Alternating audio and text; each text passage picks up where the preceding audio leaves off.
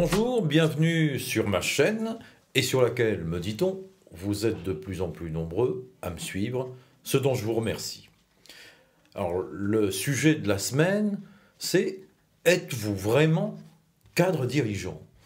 C'est une question qui concerne évidemment essentiellement les cadres, mais qui peut présenter un intérêt sensible dans la mesure où le statut de cadre dirigeant vous exonère en quelque sorte de la réglementation sur le temps de travail. Donc, en tant que cadre dirigeant, on ne compte plus ses heures, il n'y a pas de rappel d'heures supplémentaires, il ne peut pas y avoir de rémunération au forfait jour ou tout autre type de forfait.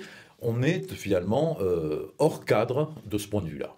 Et c'est important parce que ça peut aussi être un moyen pour l'employeur d'éviter justement de vous payer en fonction de l'effectivité et du temps réel que vous passez à votre travail.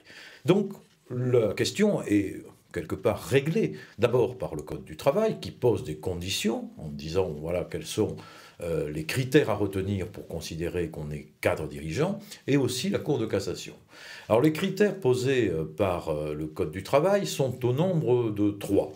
Le premier, c'est qu'il faut évidemment avoir un travail qui justifie de grandes responsabilités, si grandes d'ailleurs qu'elle vous permet une totale autonomie dans l'organisation de votre travail. Le deuxième critère, c'est d'être parmi les rémunérations les plus élevées de l'entreprise. Et le troisième critère, c'est d'avoir un pouvoir de décision autonome. Si on s'arrêtait là, bon nombre de cadres pourraient dire « mais finalement, moi je suis cadre dirigeant ». Imaginons celui qui a la responsabilité d'une succursale, d'une grande surface par exemple, avec une enseigne célèbre, il pourrait répondre à ces 3 critères.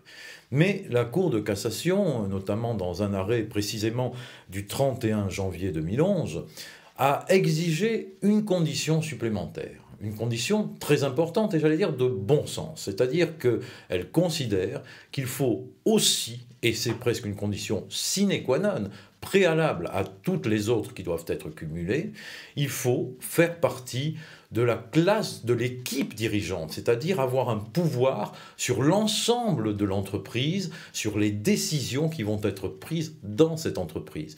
Faire partie vraiment de ceux qui influent la politique, la gestion même de l'entreprise. Dans le cas que je vous indiquais, prenons une enseigne, vous êtes responsable d'une unité ou d'un magasin, vous ne participez pas forcément aux décisions du groupe. Et à ce moment-là, vous ne pouvez pas être considéré, en tout cas au terme de la jurisprudence de la Cour de cassation, comme un véritable cadre dirigeant. C'est important parce que ça peut avoir des conséquences. Si on vous dit que vous êtes cadre dirigeant alors que vous ne l'êtes pas, vous pouvez demander une requalification de votre statut et surtout demander à ce moment-là un rappel sur les heures supplémentaires que vous avez effectuées. Et évidemment, là, les difficultés, c'est un problème de preuve. Et donc, je vous invite de toute façon à toujours quand même comptabiliser plus ou moins, et puis avec des moyens qui soient vérifiables, le temps que vous passez au sein de l'entreprise, au cas où vous seriez évidemment amené à demander une requalification de votre statut s'il ne vous paraît pas tout à fait adapté à la situation. Voilà, j'espère que ce sujet vous aura intéressé et si c'est le cas, n'hésitez pas à vous abonner à ma chaîne, comme ça vous verrez l'ensemble de mes autres vidéos. Par ailleurs, si vous souhaitez mettre en commentaire un sujet que vous voudriez voir traité, eh bien, je le ferai avec grand plaisir. Et puis, j'allais dire, en toutes circonstances, en toute occasion, n'oubliez pas de garder la juridique attitude.